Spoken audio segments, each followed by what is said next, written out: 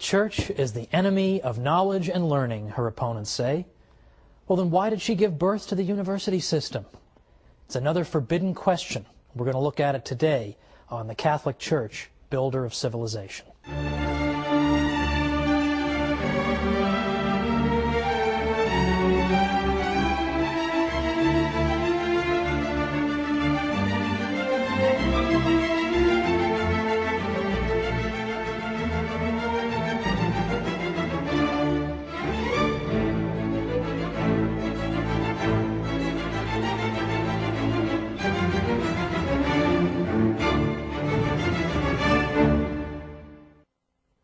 Welcome to the Catholic Church, builder of civilization. I'm Thomas Woods. This week we're going to be talking about the development of the university system and the spread of learning throughout Western Europe, which are developments that are typically thought to have taken place rather in spite of the Catholic Church instead of because of it. But as usual, we're here to overturn the conventional wisdom. Now, for a long time, it was said that a dark age descended upon Europe with the rise of the Catholic Church to prominence following the decline of the Roman Empire. That for 1,000 years there was nothing but backwardness and darkness in the West. We've perhaps all heard this. But today, more and more we see historians are scaling back the time period that they would designate as dark. No one in his right mind refers to the 1,000 years from the late 400s to the 1400s as dark. Only a lunatic would call, for example, the 13th century dark. In fact, there was a great book written once called The 13th Greatest of Centuries. Now, it is true. There was a dark period after the fall of Rome. There was a time where education declined, culture declined, civilization declined. But was that the fault of the Catholic Church, with barbarian groups in control politically of various parts of Europe? Was that the Church's fault? Now, it's interesting to note what historian Will Durant said. Now, who is Will Durant? Why do we care what he said? The interesting thing about Will Durant is not only that he wrote a zillion books, he was the Stephen King of history, he seemed to be writing, sitting at his typewriter 24 hours a day. What's significant about Durant is that he was an agnostic. He had no dog in this particular hunt. He was not out to defend the Catholic Church, and sometimes he could be kind of vicious toward the Church. But even Will Durant understands that it's not fair to blame everything that goes wrong in Western Europe on the Catholic Church. Durant said, the basic cause of cultural retrogression was not Christianity, but barbarism, not religion, but war. The human inundations ruined or impoverished cities, monasteries, libraries, schools, and made impossible the life of the scholar or the scientist. And then he says, perhaps the destruction would have been worse had not the Church maintained some measure of order in a crumbling civilization. Well, even in the midst of the crumbling, the Church did everything she could. And on another episode, we will look at the role of the monks. The monks did so many things, we should have 100 episodes on them. We'll have one. But that's for another time. For now, let's note that in the 8th century and the 9th century, Catholics are going out of their way, Catholic bishops, to build schools. Charlemagne, the great emperor of the West, ordered the various cathedrals to open schools, as I mentioned in a previous episode. After Charlemagne, 9th century bishops and local church councils called for the opening of schools. This was the great age of the copying of Latin manuscripts from the ancient world. Kenneth Clark is the author of the great classic book called Civilization, and he says this. He said, people don't always realize that only 3 or 4 antique manuscripts of the Latin authors are still in existence. Our whole knowledge of ancient literature is due to the collecting and copying that began under Charlemagne, and almost any classical text that survived until the 8th century has survived until today. Well, there's something to credit the Church with, don't you think? In fact, the 8th and 9th centuries saw the beginnings that were unfortunately snuffed out, of a kind of cultural revival that was known as the Carolingian Renaissance. And here we saw the attempt to bring back learning and culture. And we see, for instance, the copying of manuscripts, which is important. We see, in addition to that, the development of something called Carolingian minuscule. Carolingian minuscule was a kind of writing. Before the existence of Carolingian minuscule, you would see writing that had only capital letters. And if you ever get an email from somebody who sends you an email in only capital letters, and you just can't bear to look at it, you know, who is this barbarian writing to me in all caps? It's annoying, it's hard to read, it takes longer to write. They also had no spaces between the words before Carolingian minuscule, no punctuation. So imagine just a big block of capital letters. That's a lot of fun to read. Beyond that, because of geographical isolation, people in this part of Europe, rather than this part of Europe, would develop their own script that was largely indecipherable to people from another part of Europe. Whereas it was monks who helped develop what was called Carolingian minuscule. Minuscule because it introduced the idea of lowercase letters.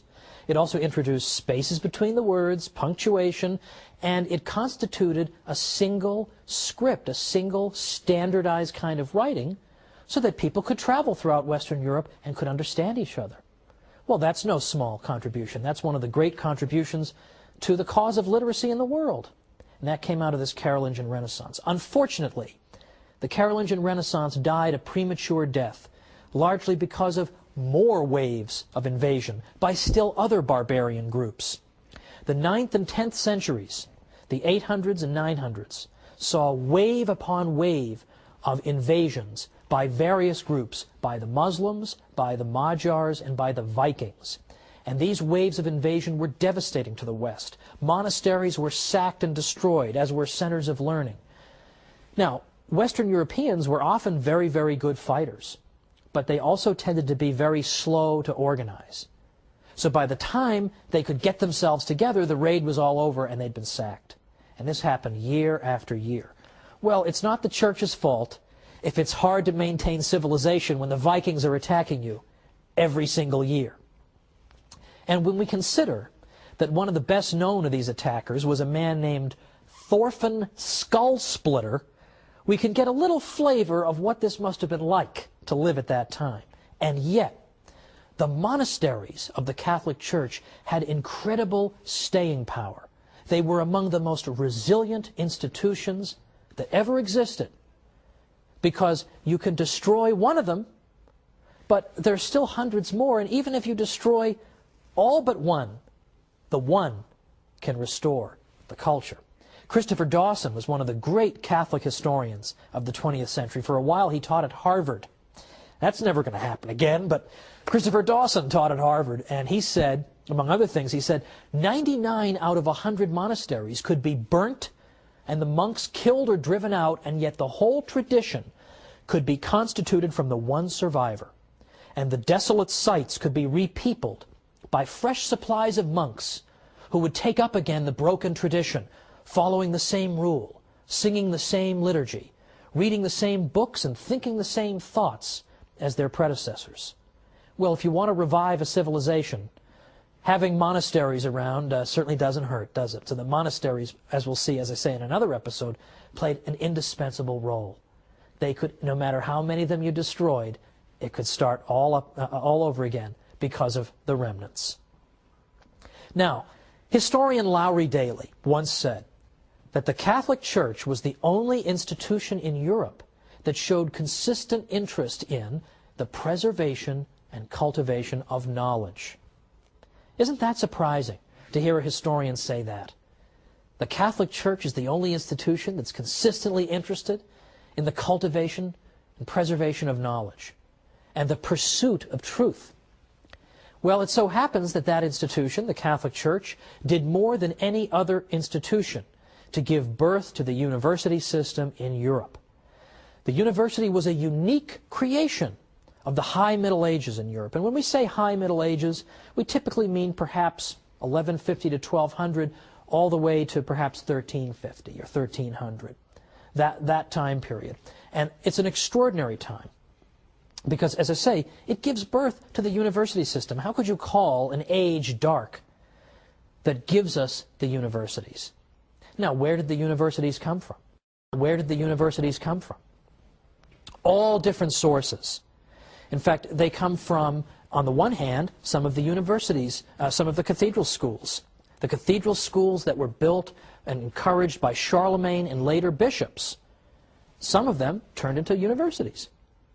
Other universities got started as informal gatherings of scholars that eventually built up the infrastructure of a university. And we can't identify with exact precision a date that they got started, but certainly we can say that by the latter half of the 12th century into the 1200s, the universities are getting going.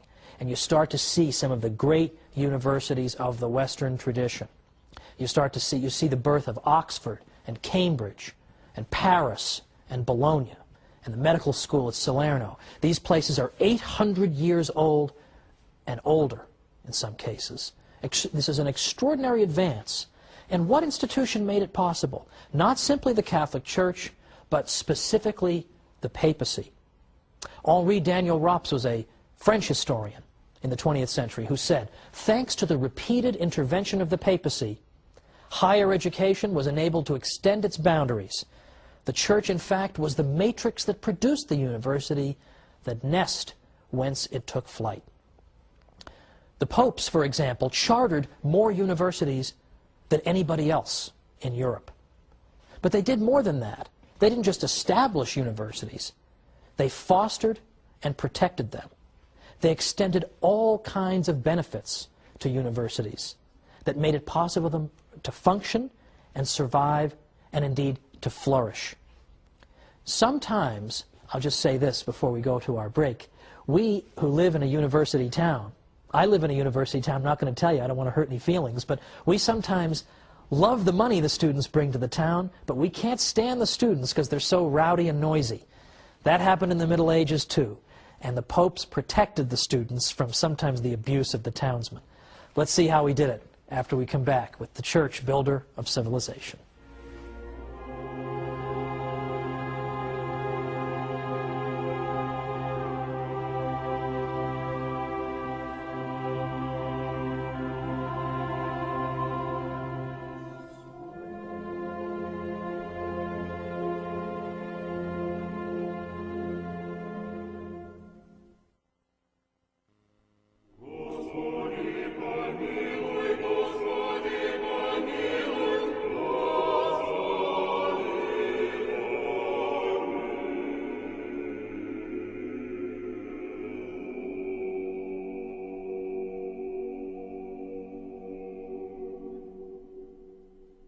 Welcome back to the Catholic Church, builder of civilization. I'm Thomas Woods. Before the break, we were looking at the development of the university system in Western civilization and noting that the Catholic Church played a larger role than any other institution in spreading knowledge, cultivating the pursuit of knowledge, and allowing the university system to blossom. There was no institution that did more, and the papacy in particular consistently intervened.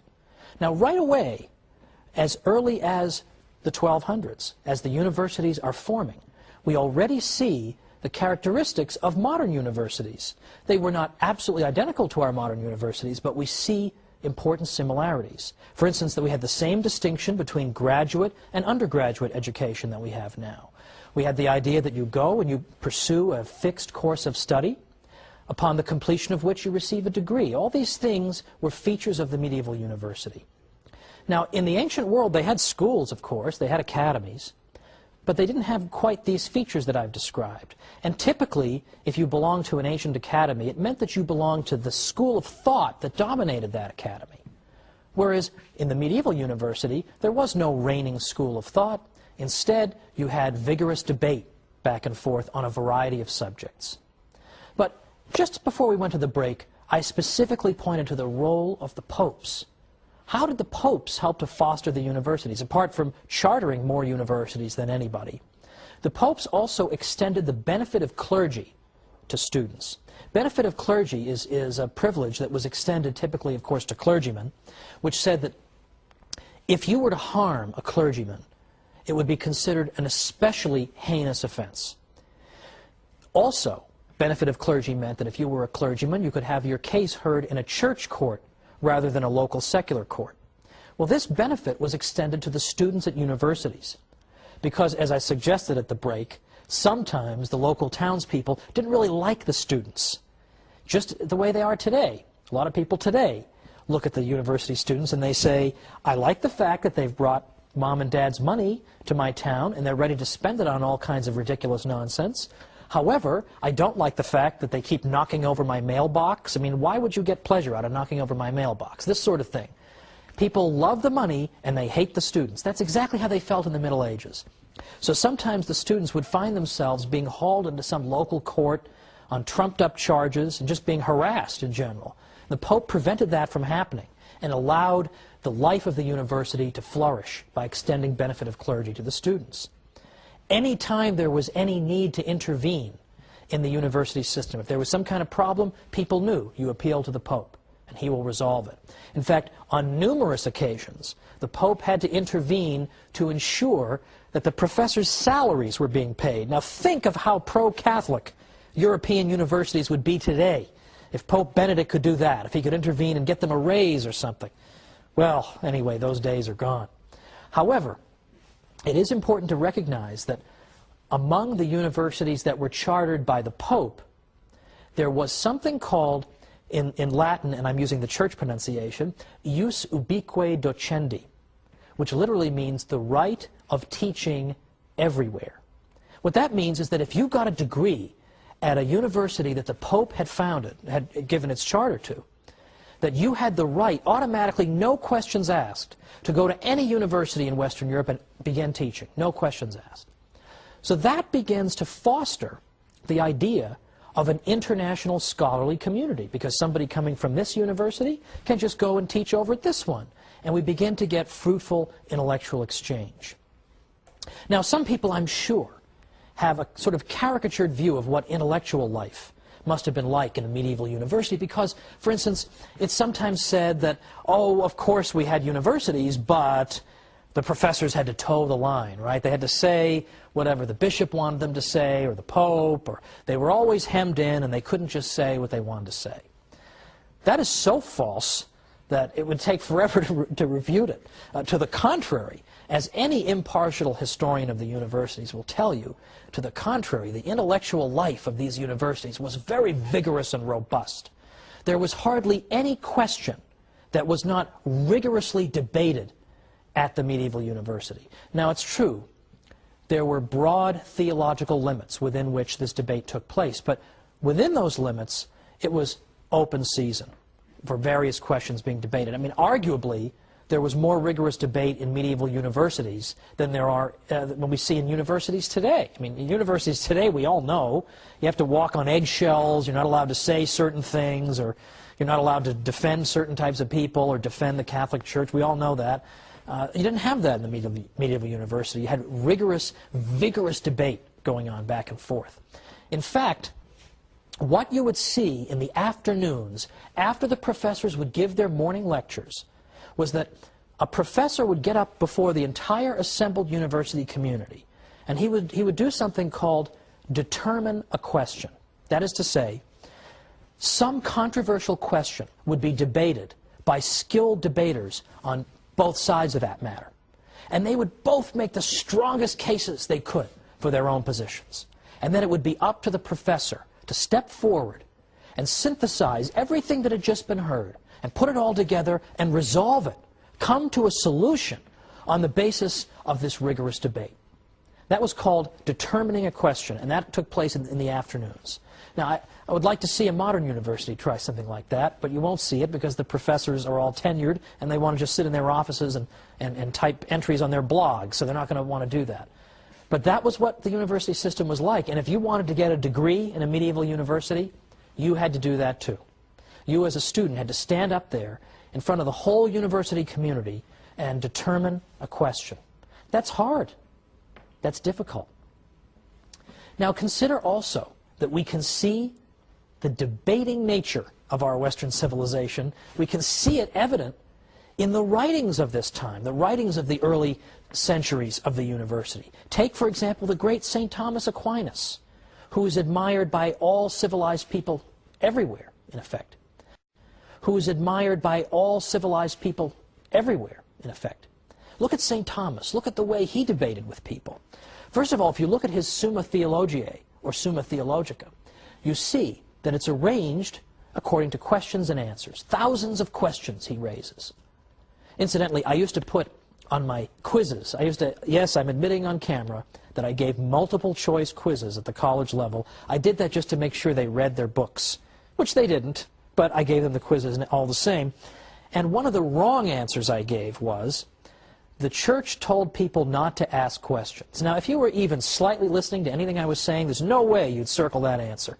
You wouldn't believe how many of them would circle it. I could have spent the whole semester standing up there saying the church fostered a culture in which questions were routinely asked. Wouldn't have made any difference. They've already been told the church hates knowledge. And so they all circled the wrong answer. Well, in any event, St. Thomas Aquinas asked question after question after question.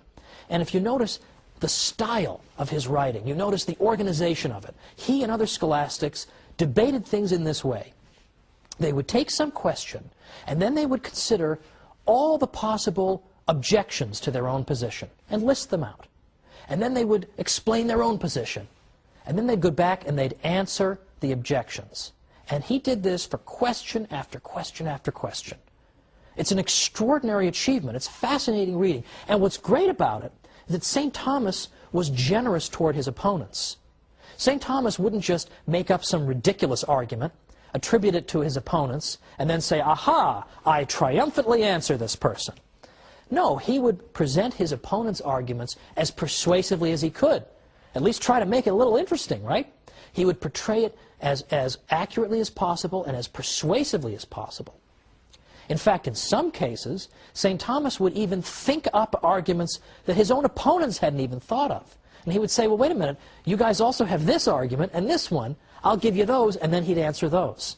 I mean, that is an honest debater. That's what Western intellectual life was like. And you see it in St. Thomas. It's organized in effect, the format of a debate, an ongoing debate with antagonists. That is an extraordinary achievement. That is what our Western civilization is about. It's not just uniformity, it's debate and discussion. Now, one of the great historians of science in our day is a man named Edward Grant. And he looked back at these medieval universities not long ago, and he found something very, very important there. And he said this, he said, what made it possible for Western civilization to develop science and the social sciences in a way that no other civilization had ever done before? The answer, I am convinced, lies in a pervasive and deep-seated spirit of inquiry that was a natural consequence of the emphasis on reason that began in the Middle Ages. With the exception of revealed truths, reason was enthroned in medieval universities as the ultimate arbiter for most intellectual arguments and controversies. It was quite natural for scholars immersed in a university environment to employ reason, to probe into subject areas that had not been explored before, as well as to discuss possibilities that had not previously been seriously entertained. And Professor Grant went on to say that the commitment to reason and rational discussion that we see in the Middle Ages and that we see in our modern world, this is one of the great gifts of the Latin Middle Ages to our world. But nobody knows about it. And he said it must, unfortunately, remain one of the best-kept secrets of the past hundreds of years. Isn't that astonishing? We shouldn't keep it a secret, however. We should go around telling people about this, because it's an extraordinary aspect of our civilization. Let's just end with St. Anselm, for example, is another example of what I'm talking about. St. Anselm, although he lived just before the universities were getting started, but he had the same spirit of rational inquiry. St. Anselm, for instance, had a book in Latin, Cur Deus Homo, which has been usually rendered in English as Why the God-Man, or Why Did God Become Man? Because St. Anselm used purely rational argument to try to consider, why did God do the extraordinary? Why did he become man and dwell among us? If he wished to reconcile the human race to himself, why did he not simply make a declaration from heaven? Why did he become man? And St. Anselm explained this by using his own reason, thinking about it. But what St. Anselm is known for the most, perhaps, among philosophers, is that he asked another rational question: does God exist? And he began to use reason to try to uncover the answer to that question. Does God exist? St. Thomas picked up this question, of course, and he had 5 ways that he used to demonstrate that God existed. And this is where we're going to pick up next time, because this intellectual tradition of debate and discussion and reason turns itself on the faith itself and asks questions like, does God exist? And if so, can we demonstrate it? And I'm going to suggest that they did it. How did they do it? We'll see next time on The Catholic Church, Builder of Civilization. See you then.